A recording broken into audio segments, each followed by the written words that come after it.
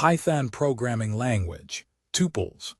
Unlock the power of tuples, immutable, versatile, and efficient data structures. Python tuples are immutable, ordered collections that can store elements of different data types.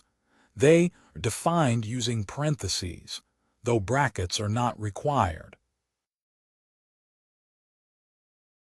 Elements in a tuple can be accessed using zero-based indexing.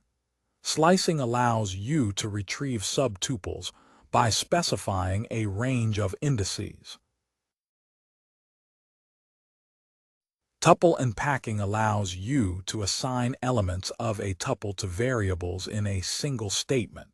This is particularly useful when functions return multiple values.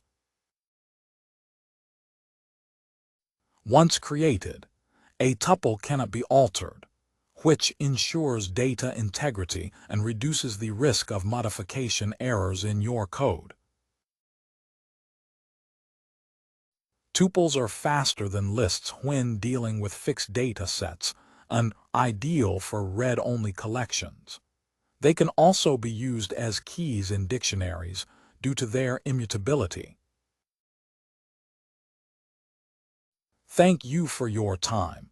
You can find the content and a reading example in the video description.